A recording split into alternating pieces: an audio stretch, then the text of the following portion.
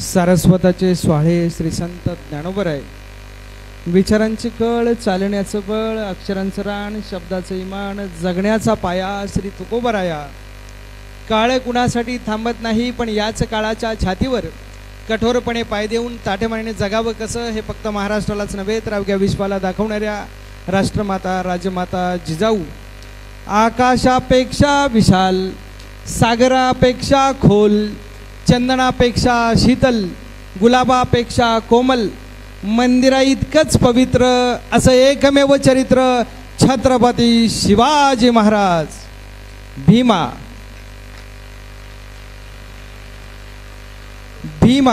भामा आणि इंद्रायणीच्या तीरावर मृत्यूला निधड्या छातीनं सामोरा जाणारे छत्रपती शिवरायांच्या विचारांचा बुरुज जीवनाच्या अखेरच्या श्वासापर्यंत आणि रक्ताच्या शेवटच्या थेंबापर्यंत ढासळू द्यायचा नाही यासाठी अग्निदिव्य करणारे हुतात्मा, स्वातंत्र्यवीर, स्वराज्य रक्षक, स्वराज्य विस्तारक छत्रपती शंभूराजे.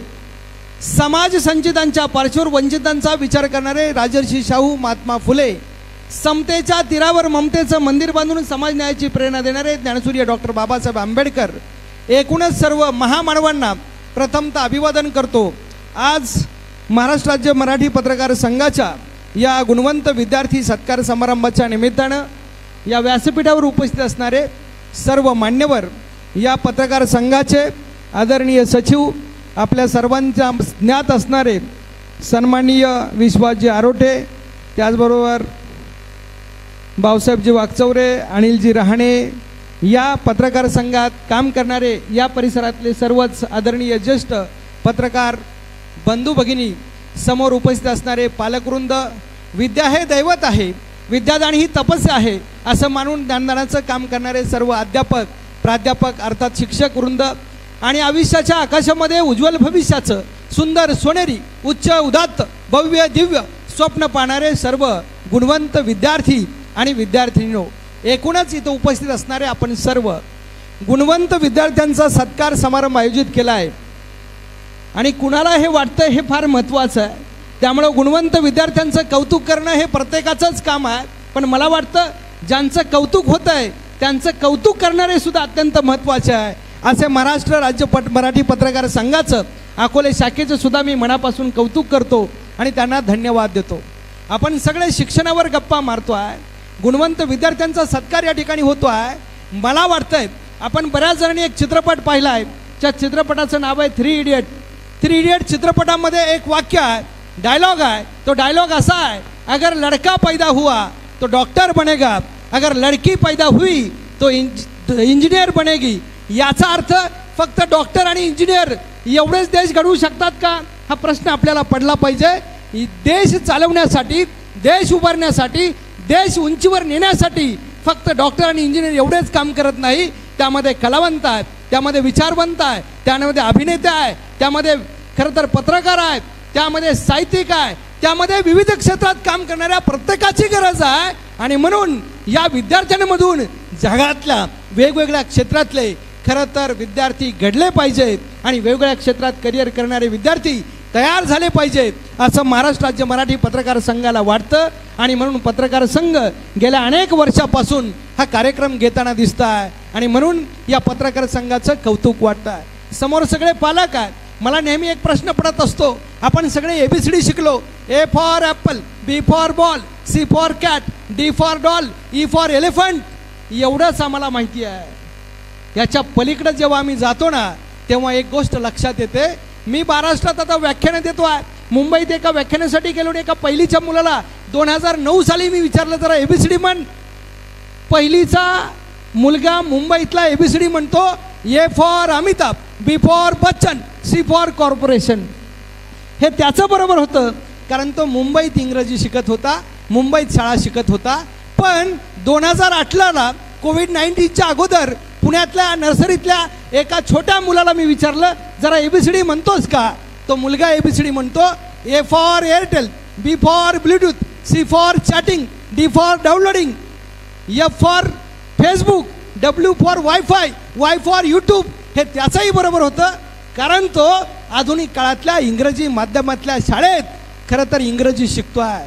पण मला असं वाटतं या अकोला तालुक्यातल्या आदिवासी तालुक्यातल्या आणि या सगळ्या गोरगरीब विद्यार्थ्यांचा विचार जर केला तर या पत्रकार संघाला असं वाटतं, शाळेतल्या शिक्षकांना असं वाटलं, संस्थेच्या अनेक संस्था प्रमुखांना असं वाटतं की आपल्या मुलांची ABCD वेगळी असली पाहिजे आणि ती ABCD कशी असली पाहिजे? A for accuracy, B for brevity, C for clarity, D for discipline, E for excellence आणि F फॉर फोकस. हे ज्या विद्यार्थ्यांना कळतं तेच विद्यार्थी आयुष्यामध्ये यशस्वी झेप घेत असतात. आणि म्हणून त्यांच्या पाठीवर कौतुकाची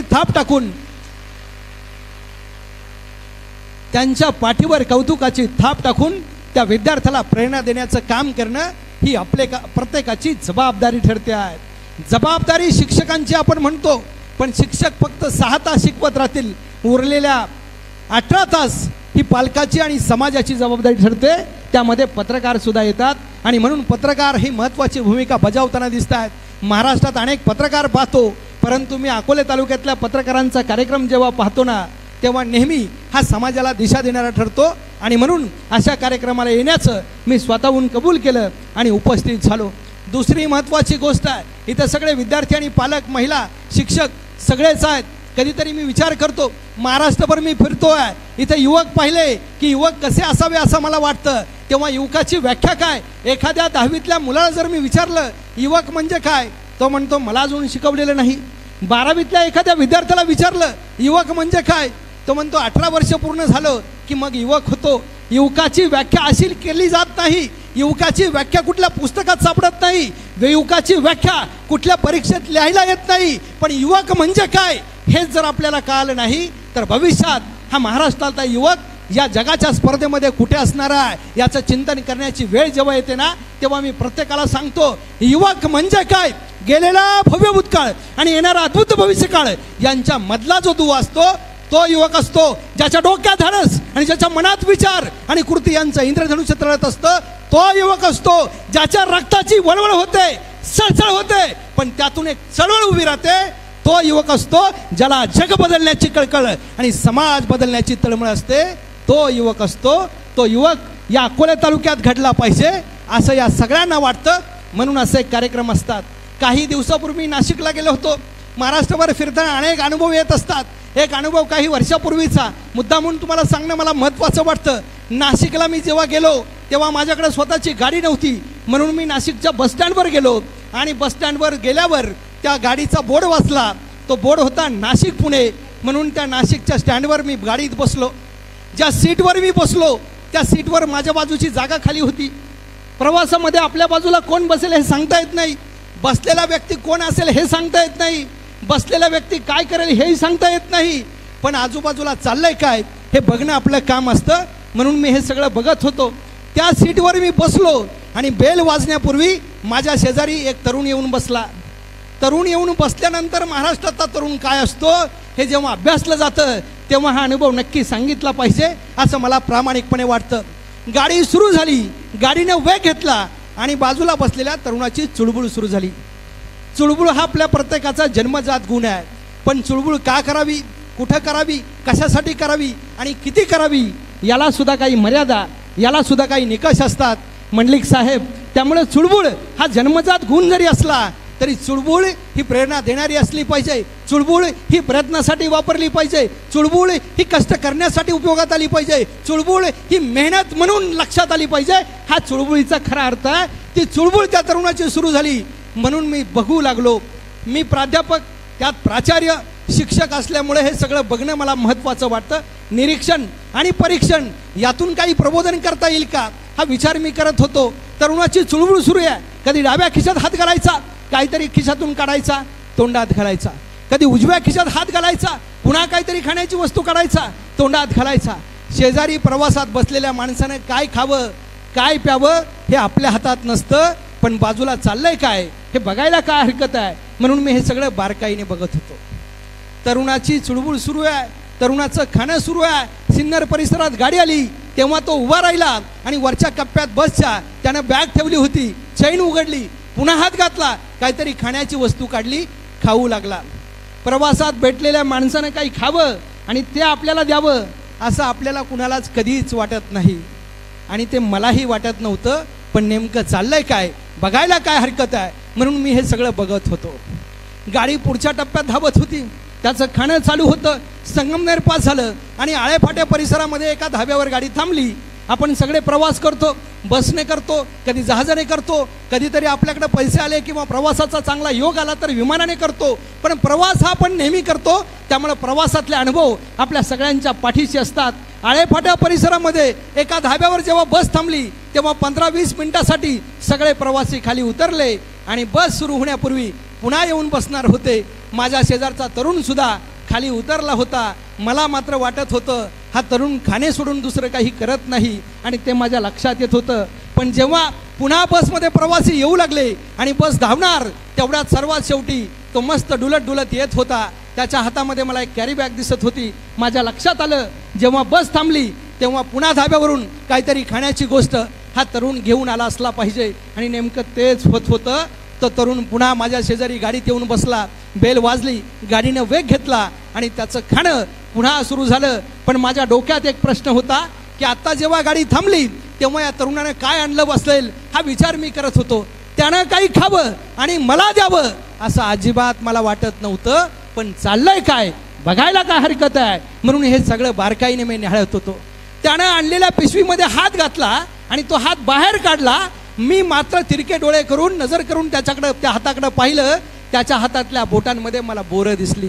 त्यानं मला बोरं द्यावी असं अजिबात मला वाटत नव्हतं.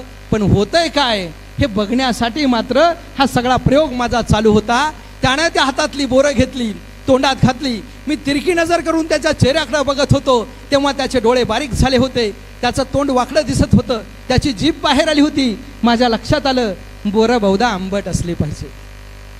पुढच्याच टप्प्यावर पुढचा प्रसंग त्यानं पिशवीत हात घातला, बाहेर काढला आणि माझ्या बाजूला केला. म्हणाला घ्या ना साहेब.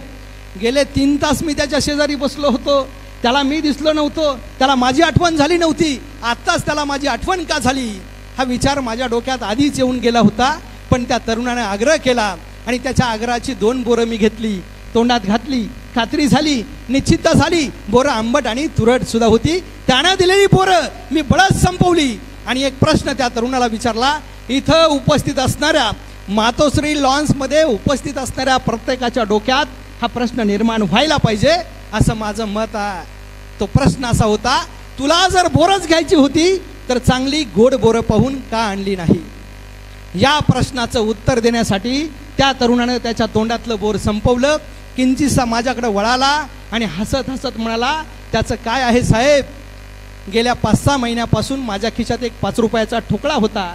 त्या 5 रुपयाच्या ठोकळ्यावरचा 5चा आकडा ठेचून ठेचून खराब झाला होता. मी 5 महिने तो 5 रुपयाचा ठोकळा, तो 5 रुपयाचा डॉलर चालवत होतो, पण तो चुकूनही चालत नव्हता. या आळ्याफाट्याच्या थांब्यावर जेव्हा गाडी थांबली तेव्हा मी खिडकीतनं पाहिलं, कोपऱ्यात एक भोळी बाबडी बाई बोरं विकताना मला दिसली. माझ्या लक्षात आलं माझा 5 रुपयाचा ठोकळा इथं चालू शकतो. मी पटकन खाली उतरलो, दाबत दाबत तिच्या जवळ गेलो, खिशामध्ये हात घातला, ठोकळा बाहेर काढला. मला मनापासून वाटायचं या बोरं विकणाऱ्या बाईने तो ठोकळा तपासू नये. सुदैवाने तो तिनं तपासलं नाही आणि दुर्दैवाने तिनं मला कोणती बोरं दिली ही मी पाहिली नाही. ते घेऊन मी पळत सुटलो.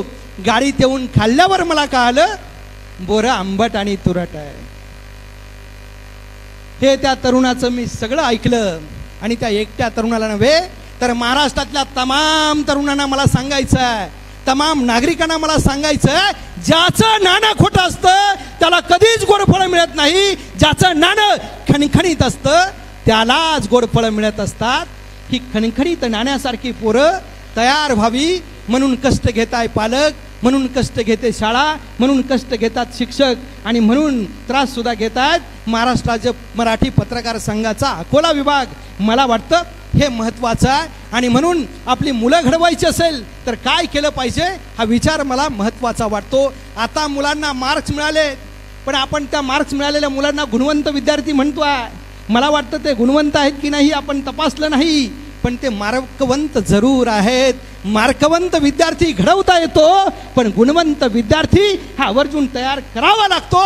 ते काम आपल्या प्रत्येकाचं आहे, हे महत्त्वाचं आहे. 10वीला मार्क मिळालेले पोरं उरळून जातात आणि त्या यशाच्या हुरळीमध्ये आयुष्यात प्रवेश करत असताना, आयुष्याच्या दिशेने यशाची वाटचाल करत असताना बऱ्याच वेळा फसण्याची शक्यता आहे. म्हणून मिळालेले मार्क 10वीचे 12वीचे हे हुरळून जाण्यासाठी नाही, ते पचवता सुद्धा आले पाहिजे आणि ते पचवून पुन्हा नवं यश तयार करण्यासाठी खंबीरपणे दमदारपणे आपण पावलं टाकली पाहिजे.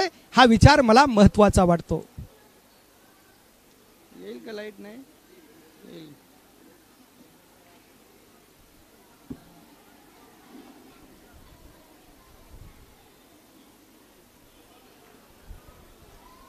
जनरेटर असेल इथं, जनरेटर पण असेल ना.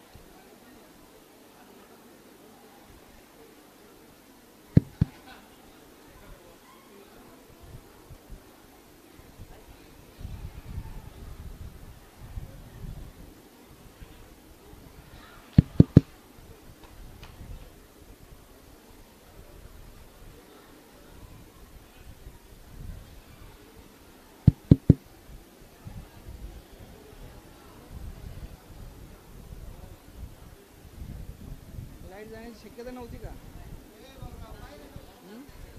नाही का? म्हणजे शक्यता मी गेली तर काय केलं पाहिजे पटकन असं.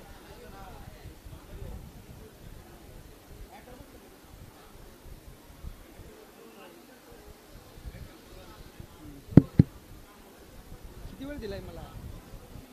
किती वेळ दिलाय मला? किती वेळ दिलेला आहे? नाही तर लंके यायची चांगल्या कामाला व्यत्यय येणं हे काय आपल्यासाठी नवीन नसतं. त्यात अकोले तालुका म्हटलं की पाऊस येणार, लाईट जाणार, अनेक प्रश्न येणार, हे आपल्या सगळ्यांना माहिती आहे. त्यामुळे चांगले कामं जिथं असतात ना तिथं व्यत्यय येतो, पण त्या व्यत्ययावर मात करून आपल्याला पुढं कसं जायचं यासाठी नियोजन हे महत्त्वाचं असतं आणि ते नियोजन या ठिकाणी होतं आहे ही पण महत्त्वाची गोष्ट आहे. महाराष्ट्रभर फिरत असतो, महाराष्ट्राच्या बाहेर जात असतो, हे सगळं पाहत असताना काही चिमुकल्या विद्यार्थी इथं बसलेत, काही मागे मुली बसल्या आहेत, मुलींची संख्या जास्त दिसते आहे. पण आपण सगळेजण टी व्हीवर अनेक कार्यक्रम बघतो. एक कार्यक्रम तुम्ही सगळ्यांनी बघितला असेल, मुद्दा म्हणून सांगतो. 2006ला 26 जानेवारी 2006ला राष्ट्रपती भवनामध्ये पुरस्कार वितरण सोहळा असतो. या देशातली जी छोटी मुलं आहेत ती काहीतरी अलौकिक, काहीतरी विलक्षण, काहीतरी वेगळं, काहीतरी नाविन्य तयार करतात. अशा मुलांना बालश्री आणि वीरश्री पुरस्कार देऊन सन्मानित केलं जातं. आणि ज्या मुलांना सन्मानित करायचं असं, जिथं आता ही मुलं सन्मानित करण्यासाठी आलेली आहे ती आपल्या पालकांसोबत, झालं तर शिक्षकांसोबत आली असतील, मित्रमंडळीसोबत आली असतील, तसं राष्ट्रपती भवनामध्ये ही सगळी मुलं आपल्या आईबाबांसोबत त्या राष्ट्रपती भवनामध्ये जमली होती.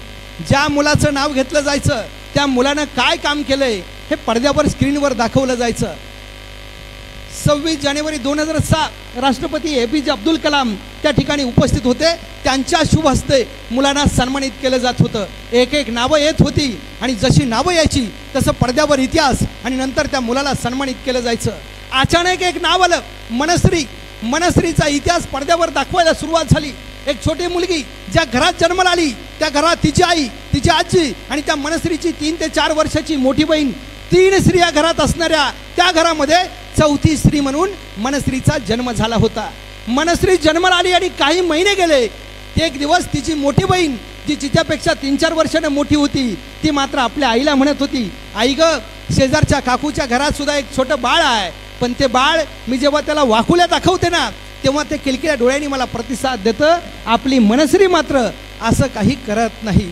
ज्या आईनं जन्म दिला होता त्या आईला माहीत होतं की मी ज्या बाळाला जन्म दिलाय, ज्या मनश्रीला जन्म दिलाय ती मनश्री जन्मता चांदा आहे, तिला दिसत नाही, पण पोरीला उत्तर काय द्यायचं म्हणून ती आई म्हणत होती आपल्याही मनश्रीला दिसणार आहे. आईनं त्या मनश्रीला घेतलं, आजीला घेतलं आणि दवाखान्यात गेल्या. दवाखान्यात गेल्यावर आय स्पेशालिस्ट, डोळ्यांचे तज्ज्ञ डॉक्टर त्यांना सांगितलं आमच्या पोरीला दिसत नाही आहे. डॉक्टर म्हटले तपासावं लागेल, एवढी एवढी फी लागेल. डॉक्टरांना प्रत्येक गोष्टीला होकार देणारी ही सगळी मंडळी घरातली. आई म्हणत होती वाटेल ते करा सर, डॉक्टर साहेब पण माझ्या पोरीला जग दिसलं पाहिजे, असं काहीतरी करा. त्यावेळेस डॉक्टर साहेबांनी तपासलं, खर्च सांगितला आणि वेळ दिली. या दिवशी इतक्या वाजता या मनस्रीचं ऑपरेशन करावं लागणार आहे, डोळ्यांचं ऑपरेशन. त्या दिवशी पुन्हा आई आणि आजी दवाखान्यात पोरीला घेऊन गेल्या. पोरीला काचेतनं आतमध्ये नेण्यात आलं. ऑपरेशन थिएटरमध्ये जेव्हा डॉक्टर त्या मनस्रीला घेऊन त्या मुलीचं ऑपरेशन करत होते, तेव्हा काचेच्या बाहेरून या आई आणि आजी उभ्या राहून बघत होत्या. त्या पोरीचा डोळा कांदा कापावा तसा कापला जात होता. आईला राहवत नव्हतं, आईला वेदना व्हायच्या, पण माझ्या पोरीला जग दिसलं पाहिजे असं तिला वाटायचं. काही तास निघून गेले. डॉक्टर बाहेर आले आणि म्हणाले, आय एम व्हेरी सॉरी, मला माफ करा, तुमच्या पोरीला जग दिसणार नाही. मी ऑपरेशन केलंय, पण तिला जन्मताच डोळ्यांच्या पेशींचा कॅन्सर झालाय, त्यामुळे तिला डोळे येणार नाहीत असं मला वाटतंय. आई आजीनं पोरगीला घेतलं, मनस्रीला घेतलं. घरी आल्या, काही महिने गेले. पुन्हा एकदा वाटलं आमच्या पोरीला जग दिसलं पाहिजे, म्हणून पुन्हा पोरीला घेतलं आणि मनस्रीला घेऊन दवाखान्यात गेल्या. डॉक्टरांना विनंती केली, एक ऑपरेशन फेल गेलं असेल, डॉक्टर साहेब दुसऱ्याची तयारी करा, तुमचा काय जो खर्च आहे तो देण्यासाठी आम्ही रात्रंदिवस हे करू, पण पोरीला जग दिसलं पाहिजे ही आमची इच्छा आहे. डॉक्टरांनी पुन्हा तयारी, पुन्हा ऑपरेशन थिएटर, पुन्हा काचेच्या बाहेर आई आजी. काचेतून आई बघत होती, पुन्हा कांदा कापावा तसा डोळा कापताना डॉक्टर दिसत होते. आईला असह्य वेदना व्हायच्या, पण आवंडा गिळायची आणि मनाशी म्हणायची, माझ्या पोरीला जग दिसणार आहे. काही तास निघून गेले आणि पुन्हा डॉक्टर बाहेर आले आणि पुन्हा म्हणाले, आय एम व्हेरी सॉरी, माफ करा, तुमच्या पोरीला मी डोळे देऊ शकलो नाही. आईनं पोरीला कडेवर घेतलं, एका हाताने कडेवर घेतलं मनस्रीला आणि दुसऱ्या हातानं मुठी आवळल्या आणि मनाशी शपथ घेतली, माझ्या पोरीला जग दिसणार नाही, पण अवघं जग माझ्या पोरीकडे बघत राहील, अशी मी तिला तयार करील, ही शपथ आईनं घेतली. आणि ती आई पोरीला घेऊन घरी आली. काही दिवस निघून गेले. एक दिवस आईनं पेला घेतला, पाण्याचा पेला, आणि तो त्या मनस्रीच्या ओठाला लावला आणि म्हणाली, आई मनस्रीला, मनस्री याला पाणी म्हणतात. आजी यायची, दुधाचा कप घ्यायची, तिच्या ओठाला लावायची आणि मनस्रीला म्हणायची, मनस्री ही दुधाची चव आहे. मोठी ती 4 वर्षाची बहीण यायची, चिमूटभर साखर घ्यायची, त्या मनस्रीच्या ओठावर टाकायची आणि मनस्रीला म्हणायची, मनस्री ही साखरेची चव आहे. त्या पोरीला घरच्या घरी हे स्पर्श ज्ञान द्यायला सुरुवात केली. आणि काही दिवस गेल्यावर आईनं एक हार्मोनियम, आपल्यात म्हणतात भजनाची पेटी, ती पेटी आणली, ते हार्मोनियम आणलं आणि ते मनस्रीच्या ठमोर ठेवलं. मनस्रीचा कोवळा हात, ती चिमुकली बोटं घेतली आणि त्या कळ्यांवर ठेवली आणि आई त्या मनस्रीला म्हणते आहे, मनस्री तुझ्या बोटांना जरा थोडासा दाब दे. त्या मनस्रीला दिसत नव्हतं, पण तिनं जशा कळ्या दाबल्या, त्या हार्मोनियमच्या पट्ट्या दाबल्या, तसे सूर बाहेर आले, आवाज बाहेर आला, कानाला गोड वाटला. त्यासरशी आई म्हणाली, मनस्री काय आवाज येतोय ग? मनस्री म्हणत होती, आई ग मला त्या खरं तर आवाजाचा अर्थ कळत नाही, पण कानाला ऐकायला गोड वाटतंय. आई त्या पोरीला सांगत होती, मनस्री याला सूर म्हणतात, ते 7 असतात, सारे गम पदनिसा. ती कोवळी मनस्री म्हणते, आई हे सूर म्हणजे काय आणि हे 7 सूर काय असतात? त्यावेळेस आपली आई मनस्रीचे त्या पोरीला सांगते, सारे गम पदनिसा या सुरांना अर्थ आहे. हा सुरांचा अर्थ ज्यांना कळतो ना, ती माणूस आयुष्यात यशापासून कधीच दूर जात नाही. ती कोवळी मनस्री म्हणते, आई काय गार्थ? त्यावेळेस आई सांगते, सा म्हणजे सागर, रे म्हणजे रेती, सारे ग, नंतर येतो ग, ग म्हणजे गगन, नंतर येतो म, म म्हणजे मनुष्य. सागर, रेती, गगन यांच्या नंतर येतो तो म, आणि तो मनुष्य कसा असावा हे पुढच्या स्वरात आहे. पदनिसा, प म्हणजे पराक्रमी, द म्हणजे धैर्यशील, नि म्हणजे नीतिसंपन्न आणि सा म्हणजे समर्थशाली. ही सप्त सुरांची सजावट ज्यांना कळते ना, ती माणसं आयुष्यात यशाकडे झेपावत असतात. आईला पोरीनं विचारलं आणि त्या दिवशी त्या अंध पोरीने ठरवलं, या हार्मोनियममध्ये ज्या देशातलं जे काही यश आहे ते मी मिळवणार. आणि म्हणूनच राष्ट्रपती APJ अब्दुल कलाम सरांच्या हस्ते त्या मनस्रीला बालश्री पुरस्कार देऊन सन्मानित करण्यात येत होतं. पडद्यावर इतिहास चालू आहे आणि त्या इतिहासामध्ये पुन्हा एक प्रसंग आला आहे. तो प्रसंग शाळेतला आहे. मनस्री ज्या एरियात शिकत होती, ज्या भागात शिकत होती, तिथं अंध मुलांची शाळा नव्हती, म्हणून तिच्या आईनं तिला सर्वसामान्य मुलांच्या शाळेत पाठवलं आणि शाळेत जाऊ लागली. शाळेत गेल्यानंतर एक दिवस इतिहासाचे सर इतिहास शिकवत होते आणि इतिहासाचे सर म्हणत होते आपली सहल जाणार आहे. कोण कोण सहलीला येणार आहे? ज्या मुलांना सहलीला जायचंय ती मुलं उभी राहिली. पण अलीकडं चित्र असं आहे, काही दिवसापूर्वी मागच्याच वर्षी एका 4थीच्या वर्गातल्या मुलाला मी त्याच्या घरी गेलो तेव्हा पालकांसोबत तो खेळत होता घरामध्ये आणि त्यावेळेस त्यांची सहल गेली होती. म्हणून मी त्या मुलाला म्हटलं, अरे तुझ्या शाळेची सहल गेली आणि तू आता घरी आहे. त्यावेळेस तो मुलगा सांगत होता, सहलीवरून आल्यावर पुन्हा निबंध लिहायला लावतात, मी पाहिलेली सहल त्यापेक्षा ती सहलच नको. अशी आमची मुलं वागताना जेव्हा दिसतात तेव्हा भविष्यात या पोरांचं खरं तर भविष्यातलं चित्र कसं असेल ही विचार करण्याची गोष्ट आहे. ही मनस्री शाळेत आहे आणि शाळेतले इतिहासाचे शिक्षक म्हणतात आपली सहल जाणार आहे. कोण कोण यायला तयार आहे? बऱ्याचशा मुलांनी हात केला, त्यामध्ये मनस्रीचा हात पाहिला आणि शिक्षक मात्र विचारात पडले. ज्या मुलीला दिसत नाही, जिला डोळ्यांची दृष्टी नाही, त्या मुलीला सहलीला यायचं आहे म्हणजे काहीतरी वेगळं असणार आहे. सगळ्या मुलांचे हात खाली करायला सांगितले शिक्षकांनी आणि मनस्रीला उभं केलं आणि मनस्रीला विचारलं, मनस्री सहलीला जाणार आहे, तुझी इच्छा आहे, पण मग याचं कारण काय हे आम्हाला कळेल का? त्यावेळेस शिक्षक म्हणाले, सहल कुठं जाणार आहे? प्रतापगड आणि रायगड बघण्यासाठी. महाराष्ट्रातल्या अनेक सहली सह्याद्रीच्या कळसुबाईला भेट देण्यासाठी येतात. त्याचं कारण सुद्धा तेच आहे. सहल ही फक्त बघण्यासाठी नसते, ती विचारांची सहल असते, ती आचारांची सहल असते, ती कर्तृत्वाला बळ देणारी सहल ठरते. हा महत्त्वाचा विषय हे शिक्षकांच्या डोक्यात असतं. म्हणून मुलांच्या मनात काय चाललंय हे शोधण्याचं काम शिक्षक करत असतात. शिक्षकांनी विचारलं, सहल प्रतापगड आणि रायगड बघण्यासाठी जाणार आहे, मग तुला सहलीला गेल्यावर फक्त दगड आणि डोंगर पाहायला लागेल, यापेक्षा वेगळं काही नाही, मग तू सहलीला काय येणार आहे? विश्वासजी आरोटे साहेब, हा कार्यक्रम तुम्ही घेताय ना, ह्या गुणवंत विद्यार्थ्यांना फक्त बक्षीस नाही, त्यांच्या आयुष्यात विचारांची सहल यावी यासाठी तुम्ही व्याख्यान आयोजित करतात, हे मला महत्त्वाचं वाटतं. शिक्षकांनी असं विचारलं तेव्हा ती अंध मनस्त्री शिक्षकांना सांगत होती, सर सहल प्रतापगड आणि रायगड बघण्यासाठी जाणार आहे. याचा अर्थ ज्या प्रतापगडावर शिवाजी महाराजांनी अफजल खानाचा कोथळा बाहेर काढलाय, त्या प्रतापगडाच्या मातीला मला स्पर्श करायचा आहे आणि ज्या रायगडावर छत्रपती शिवरायांचा राज्याभिषेक झालाय, त्या रायगडावर जाऊन मला राजांना अभिवादन करायचं आहे, म्हणून मला सहलीला यायचं. ही प्रेरणा मुलांच्या मनात असते, डोक्यात असते. ती प्रेरणा ओळखण्याचं काम पालकांना आणि शिक्षकांना करता आलं पाहिजे. आणि हे काम जर शिक्षकांना आणि पालकांना जमलं नाही तर समाजापर्यंत ते पोचत नाही. समाज कामाची दखल घेतो, समाज कर्तृत्वाची दखल घेतो, पण ते कर्तृत्व सिद्ध करण्यासाठी पालक आणि शिक्षक यांची युती घडली पाहिजे. हा महत्त्वाचा भाग असतो.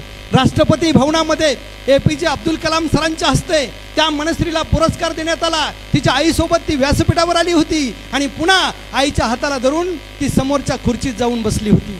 त्यानंतर काही नामांकनं झाली आणि नामांकनं झाल्यानंतर सगळ्या मुलांना पुरस्कार दिले गेले आणि सगळे मुलं आपल्या आईबाबांसोबत त्या राष्ट्रपती भवनातून बाहेर पडले. आणि APJ अब्दुल कलाम सर आता व्यासपीठावरून उठणार आणि प्रवेशद्वारातून बाहेर पडणार, तेवढ्यात त्यांची समोर नजर गेली आणि समोरच्या खुर्चीत त्यांना ती अंध मनस्री आणि तिची आई दिसली. त्यांची पावलं प्रवेशद्वाराऐवजी खुर्चीच्या दिशेने वळाली आणि ते मनस्रीच्या जवळ आले. मनस्रीच्या जवळ आले आणि मनस्रीच्या जवळ येऊन तिच्या खांद्यावर हात टाकला आणि विचारलं, मनस्री भविष्यात काय होणार आहे? आपल्या पोरांना जर असं विचारलं ना तर कुणाचं तरी ऐकलेलं उत्तर आम्हाला ऐकायला मिळतं. फेक उत्तर ऐकायला मिळतात. जे मनातून यायला पाहिजे ती उत्तरं जी मुलं देतात ना तीच त्या क्षेत्रात करिअर करत असतात. त्या मनस्रीला APJ अब्दुल कलाम सरांनी विचारलं, भविष्यात काय होणार आहेस? त्यावेळेस तिनं सांगितलं, मी संगीताचे शिक्षक होणार आहे. हे तिचं प्रामाणिक उत्तर आहे, कारण त्या क्षेत्रात तिने खरं तर यश मिळवलं होतं. आणि जाता जाता शेवटचा प्रश्न APJ अब्दुल कलाम सरांनी विचारला, मनस्री आज या बालश्री पुरस्काराच्या निमित्तानं दिल्लीत भेटलीस, भविष्यात पुन्हा कधी भेटशील? या प्रश्नाचं उत्तर देण्यासाठी त्या चिमुकल्या मनस्रीने क्षणाचाही विलंब केला नाही आणि ती पटकन म्हणाली, सर आज बालश्रीच्या निमित्तानं दिल्लीत भेटले, भविष्यात पद्मश्रीच्या निमित्तानं पुन्हा दिल्लीतच भेटेल. ह्या अंध मुलीने सांगितलं. ही ऊर्जा आत असते, ही विचारांची मालिका प्रत्येक विद्यार्थ्याच्या डोक्यात असते, पण त्या मालिकेला ठिणगी लावण्याचं, प्रेरणा देण्याचं काम हे करण्याची गरज आहे. ही ही महत्त्वाची गोष्ट असते आणि म्हणून शिक्षक आणि पालक यांची भूमिका या ठिकाणी महत्त्वाची ठरते. बऱ्याच पालकांना वाटतंय शाळेत टाकलं म्हणजे आमचं काम संपलं. बऱ्याच शिक्षकांना असं वाटतंय घरी पालक शिक्षक देत असतील म्हणून आमचं आता 6 तासाचं काम संपलंय. पण असं होत नाही. शिक्षकाला 6 तासानंतर सुद्धा बाहेर समाज शिक्षक म्हणूनच ओळखत असतो. म्हणून शिक्षकाची भूमिका फक्त 6 तासापुरती मर्यादित राहत नाही. जसं डॉक्टरला 24/7 म्हणजे 24 तास डॉक्टर, शिक्षक सुद्धा हा समाजाचा शिक्षक 24 तास शिक्षक असतो. हे भान सुद्धा शिक्षकाला असलं पाहिजे. आणि पालकांनी सुद्धा माझ्या मुलाला भविष्यात यशाकडे पाठवायचं आहे, त्याला यशाच्या शिखरावर पोचवायचं आहे, तर प्रयत्न पालक म्हणून करणं गरजेचे असतात. ही महत्त्वाची बाब आहे. एक महाराष्ट्रातलं उदाहरण आहे, अत्यंत आपण सगळ्यांनी ऐकलं असेल. 4थीचा वर्ग आहे आणि 4थीच्या वर्गामध्ये शिक्षक सांगतायत मुलांना एक कागद काढा. स्वातंत्र्यपूर्व काळातली कराडच्या लोकमान्य टिळक हायस्कूलमध्ये घटला आहे आणि त्या हायस्कूलमध्ये लोकमान्य टिळक हायस्कूलमध्ये शिक्षकांनी सांगितलं मुलांनो कागद काढा. 4थीच्या मुलांनी लगेच वहीचं पान फाडलं, कागद काढला, कोपऱ्यात आपलं आपलं नाव लिहा. प्रत्येक मुलानं नाव लिहिलं. आताचा वर्ग असता तर प्रत्येकानं सांगितलं असतं मोबाईल नंबर लिहा, मेल ID लिहा. तो काळ होता. मुलं मात्र बारकाईने ऐकत होती आणि शिक्षकांनी सगळे मुलांनी आपली नावं लिहिली. याची खात्री झाल्यावर एक प्रश्न शेवटी विचारला आणि त्या प्रश्नाचं उत्तर त्या कागदावर लिहायला लावलं. तो प्रश्न होता भविष्यात तुम्हाला काय बनायचंय. या प्रश्नाचं उत्तर त्या कागदावर लिहा. मुलांनी उत्तरं लिहिली. 10 मिनिटं होऊन गेली. सरांनी त्या शिक्षकांनी कागद गोळा केली आणि वाचायला सुरुवात केली. कुणी लिहिलं होतं डॉक्टर, कुणी लिहिलं होतं इंजिनियर, कुणी लिहिलं होतं प्राध्यापक, कुणी चुकून लिहिलं होतं अभिनेता. पण एका मुलाचं उत्तर मात्र फार वेगळं होतं. म्हणून तो कागद शिक्षकांनी बाजूला काढला आणि तो कागद ज्या मुलाचा होता त्या मुलाचं नाव होतं यशवंत. आणि त्या यशवंतने भविष्यात तुला काय बनायचं आहे याचं उत्तर लिहिलं होतं मला यशवंतराव बनायचं आहे. हे शिक्षकांच्या डोक्यात मात्र प्रश्न तयार झाला की या मुलाने हे असं का लिहिलं. मी मगाशी सुद्धा सांगत होतो की मुलांच्या डोक्यात काय चाललंय, विद्यार्थी नेमका काय विचार करतोय हे शिक्षकांना समजून घेणं आणि ते शिक्षकांना खोदून विचारणं ही शिक्षकाची भूमिका असते. म्हणून त्या शिक्षकांनी विचारलं की यशवंत तुला यशवंतराव व्हायचंय म्हणजे काय व्हायचं आहे. यशवंत म्हणला यशवंतराव व्हायचं एवढंच, यापेक्षा वेगळं काय. म्हणून त्या शिक्षकांनी तो कागद त्यांच्या मुख्याध्यापक कुलकर्णी नावाचे गुरुजी होते त्यांच्याकडे दिला आणि त्या मुख्याध्यापकांना म्हणाले या पोराच्या डोक्यात काय चाललंय ते विचारून घ्या आणि याला काय करायचंय ते तुम्ही बघा. म्हणून मुख्याध्यापकांनी काही दिवस जाऊ दिले आणि एक दिवस अचानक त्या यशवंतला बोलवलं आणि विचारलं यशवंत अरे तू उत्तर काय लिहिलं होतं, भविष्यात तुला काय करायचं आहे. त्यावेळेस तो यशवंत म्हणतो मी उत्तर लिहिलं होतं सर की यशवंतराव बनायचं आहे. मुख्याध्यापक म्हणाले म्हणजे नेमकं काय. त्यावेळेस तो यशवंत सांगतो 4थीतला मुलगा मला वाटतं इथं उपस्थित असणाऱ्या सगळ्यांपेक्षा छोटा मुलगा असला पाहिजे. आणि तो यशवंत लिहितो आणि त्या गुरुजींना सांगतो गुरुजी यशवंतराव व्हायचंय म्हणजे माझं नाव घेताना इतरांनी विचार केला पाहिजे. माझं नाव घेताना नम्रतापूर्वक ते नाव घेतलं गेलं पाहिजे. आयुष्यात एवढी उंची गाठायची की माझं नाव घेताना प्रत्येकाला प्रश्न पडला पाहिजे या मुलाचा इतिहास काय. तो यशवंत म्हणजे महाराष्ट्राचे पहिले मुख्यमंत्री यशवंतराव चव्हाण होते. आणि ते 4थीत ठरवत होते मला काय बनायचंय. आता 10वीच्या मुलाला विचारलं तुला काय बनायचं आहे, तो म्हणतो 12वीला गेल्यावर सांगतो. 12वीच्या मुलाला विचारलं काय करायचं आहे, फर्स्ट इयरला 13वीला गेलं की मग सांगतो. फर्स्ट इयरच्या मुलाला विचारलं काय करायचं आहे, तो सांगतो. सेकंड इयरला गेले की सांगतो. सेकंड इयरच्या मुलाला त्याच मित्र प्राध्यापक असल्यामुळे या गोष्टीचा पाठपुरावा करतो. त्या मुलाला मी विचारतो आता काय करायचं आहे, तो म्हणतो थर्ड इयरला गेलं की मग सांगतो. थर्ड इयर सुरू झालं की मी त्याला विचारतो आता काय करायचं आहे, तो सांगतो परीक्षा झाली की मग सांगतो. परीक्षा झाल्यावर त्याला मी विचारतो आता काय, तो सांगतो निकाल लागला की मग सांगतो. निकाल लागला आणि त्या मुलांना विचारलं की आता काय करायचं आहे. अशी मुलं सांगतात मित्र काय करतो ते बघतो आणि मग ठरवतो.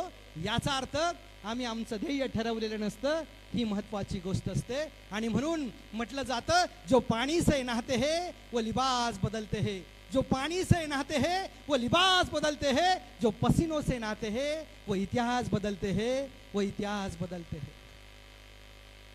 ज्या गुणवंत विद्यार्थ्यांचं कौतुक होणार आहे ज्यांना इथं ट्रॉफी मिळणार आहे, ज्यांचं प्रशस्ती पत्रक मिळणार आहे, त्या विद्यार्थ्यांनी आजच अधोरेखित केलं पाहिजे की माझ्या यशाचं ध्येय काय असलं पाहिजे, मी कुठं असलो पाहिजे, मला कोणत्या शिखरावर पोचायचं आहे, हे ध्येय ठरवण्याची ही वेळ आहे. आणि म्हणून ज्याला ध्येय ठरवता येतं तीच माणसं त्या ध्येयाकडे चालत राहतात. शिवाजी महाराजांचं वय 16 वर्ष आहे. आपण म्हणतो शिवाजी महाराजांनी 16व्या वर्षी शपथ घेतली.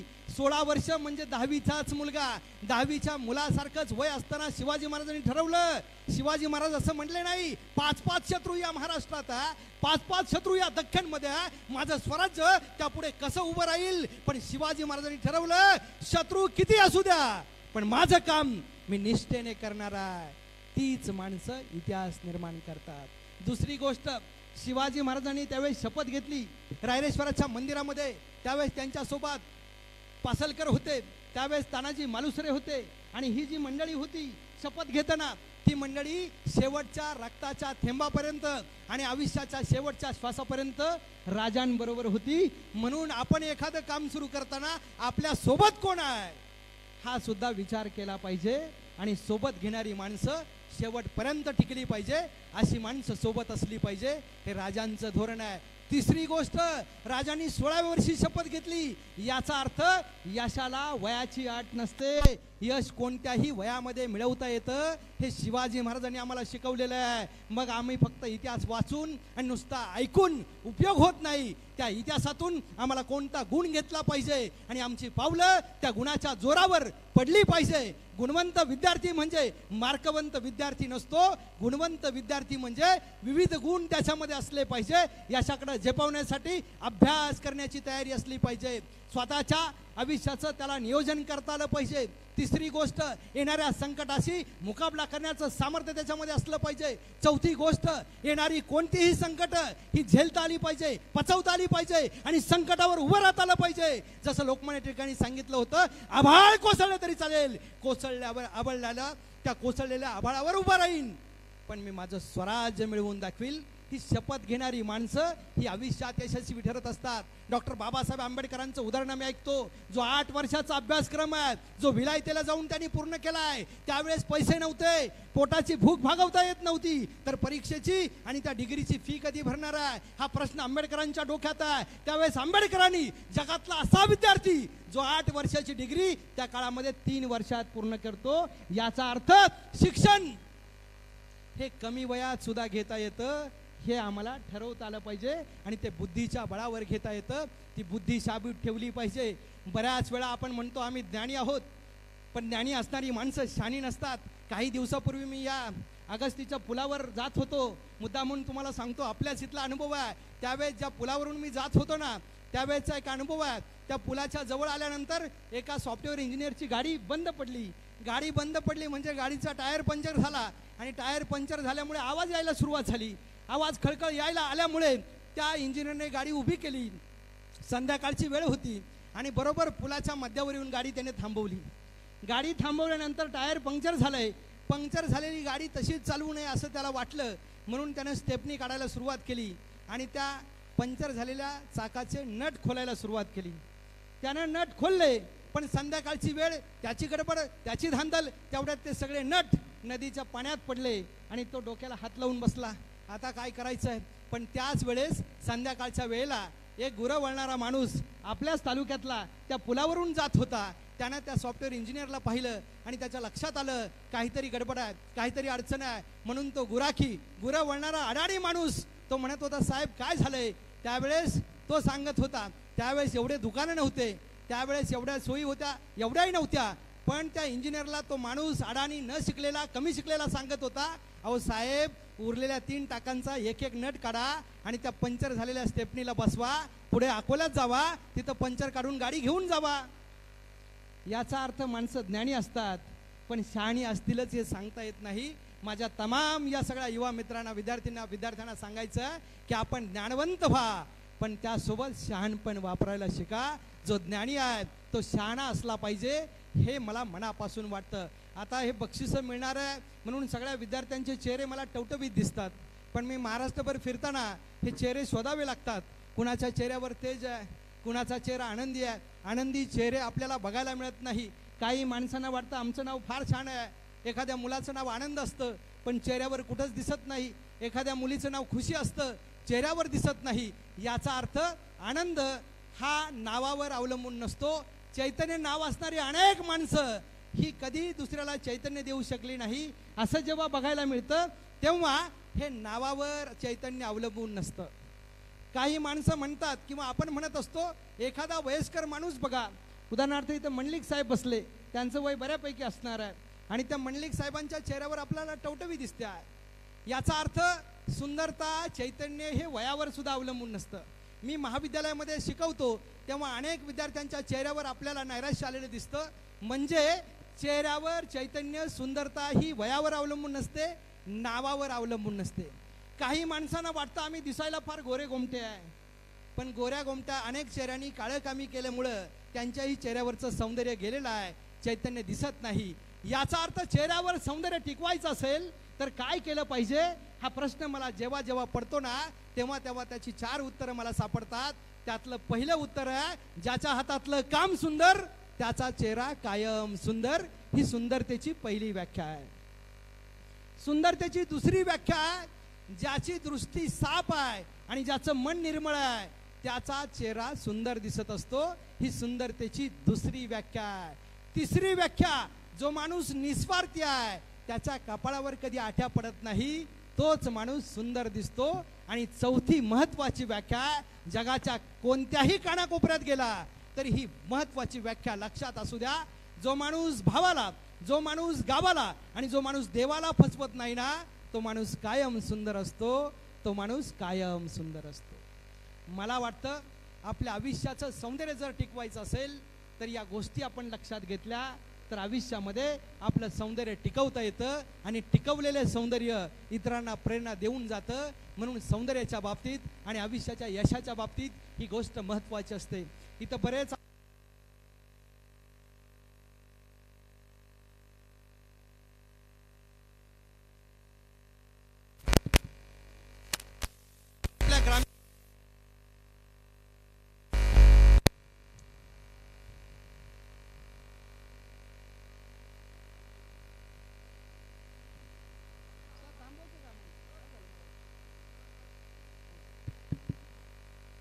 ग्रामीण भागातले विद्यार्थी आहे, अनेकांना अनेक समस्या येत असतात.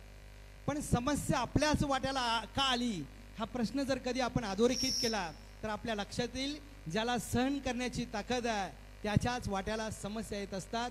म्हणून आमच्या गरीब आणि ग्रामीण भागातल्या आदिवासी पट्ट्यातल्या विद्यार्थ्यांना मी सांगेल, आपल्याला जेवढ्या समस्या अधिक येतात ना तेवढं आपलं यश मोठं होणार असतं. हे आपण लक्षात घेतलं पाहिजे. उन्हात उभं राहिल्याशिवाय सावली पडत नाही. शिवाजी महाराजांना ही संकटाची मालिका लक्षात आली. जाता जाता एक अनुभव सांगणार आणि मी थांबणार आहे. ही चिमुकली मुलं पाहिणार आणि मी थांबणार आहे. ही चिमुकली मुलं पाहिली की छत्रपती शिवाजी महाराजांचं वय 5 वर्ष आणि वयाच्या 5व्या वर्षी शिवाजी महाराज या जुन्नरच्या शिवनेरी किल्ल्यावर आहे आणि संध्याकाळची वेळ आहे. संध्याकाळच्या वेळेला जिजाऊ साहेबांच्या पुढ्यामध्ये दौडत दौडत धावत आलेत आणि धावत आल्यानंतर शिवाजी साहेबांना म्हणतायत, साहेब राजे असा विचार कसा करू शकतात. हा जिजाऊंना पडलेला प्रश्न आहे. कारण जिजाऊंनी शिवाजी महाराजांना अनेक गोष्टी सांगितल्या होत्या. जिजाऊंनी शिवबाराजांना सांगितलं होतं, शिवबाराजे 19 फेब्रुवारीला तुम्ही जन्माला आलात ना, जन्माला आल्यानंतर काही वेळानंतर तुम्ही हालचाल केली होती, धडपड केली होती. हालचाल धडपड ही माणसाच्या जन्मासोबत येत असते, हे कधी विसरू नका. ज्याला धडपडीचा अर्थ कळला ना तो माणूस आयुष्यभर धडपड करत राहतो. त्याच जिजाऊ सांगत होत्या, शिवबाराजे नेमकं काय. शिवबाराजे सांगत होते, आऊसाहेब मी तुमच्याकडे जर सूर्यासाठी हट्ट धरला तर तुम्ही माझा हट्ट पुरवू शकत नाही. आणि मग जिजाऊ साहेब म्हटल्या, शिवबाराजे नेमकं. त्यावेळेस शिवाजी महाराज सांगतायत, आऊसाहेब आज दुपारी भर उन्हामध्ये मी एक आरसा घेतला. आरशात सूर्याचं प्रतिबिंब बघायला गेलो, प्रतिबिंब दिसलं नाही. उलट माझे डोळे दिपले, सूर्याचं प्रतिबिंब आरशात दिसत नाही. हे 5 वर्षाच्या शिवबाला कळतं. याचा अर्थ माझा शिवबाराजा आयुष्यातली कोणतीही गोष्ट मिळवू शकतो आणि ती पूर्ण करू शकतो. हा विश्वास जिजाऊंनी शिवबांना दिला. तो विश्वास आपल्या मुलांना, आपल्या विद्यार्थ्यांना देण्याची गरज आहे. आणि म्हणून मला इथं विश्वासजी आरोटे साहेब सुद्धा असे कार्यक्रम आवर्जून घेत असतात. आणि पत्रकार संघाच्या माध्यमातून हे कार्यक्रम घेण्यामागचा उद्देश त्यांचा तो असतो की इथल्या विद्यार्थ्यांना बळ मिळालं पाहिजे, त्यांच्या पाठीवर कौतुकाची थाप मिळताना त्यांच्या डोक्यात विचार निर्माण झाले पाहिजे आणि त्या विचारांच्या बळावर त्यांची पावलं दमदार पडली पाहिजे. आपण प्रवास करतो, साधी गोष्ट आहे, प्रवास करत असताना आपल्या लक्षात येतं जर प्रकाश प्रखर असेल तर आपल्याला दिसत नाही किंवा आपले डोळे दिसतात आणि प्रकाश अंधुक असेल तर आपल्याला अस्पष्ट दिसतं. आपल्याला प्रकाश सुद्धा योग्य असावा लागतो. मला वाटतं गुणवंत विद्यार्थी सत्कार समारंभ हा विद्यार्थ्यांच्या आयुष्यामध्ये यशाकडे जाण्यासाठी योग्य असा प्रकाश देण्याचं माध्यम ठरावं अशी अपेक्षा व्यक्त करून या कार्यक्रमाला गुणवंत विद्यार्थ्यांना मनापासून शुभेच्छा देतो, त्यांचं अभिनंदन करतो आणि एक मात्र कायम लक्षात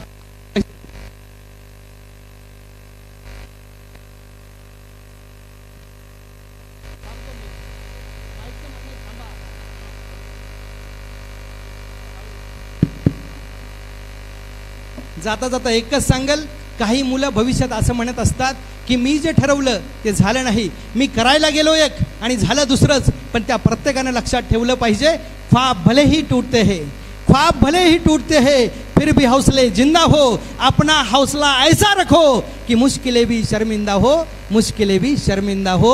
आयुष्यात संकट आली तरी सुद्धा हरायचं नाही, संकटावर उभं राहायचं, मात करायचं आणि आपलं ध्येय मात्र गाठायचंच. यासाठी आपल्या सर्वांना शुभेच्छा देतो. आपल्या आयुष्यात येणारा प्रत्येक दिवस समतेची पहाट, ममतेची दुपार, आपुलकीची संध्याकाळ आणि समाधानाची रात्र घेऊन बहरत राहू अशी अपेक्षा व्यक्त करून या महाराष्ट्र राज्य मराठी पत्रकार संघाला मनापासून धन्यवाद देतो. जय हिंद, जय महाराष्ट्र.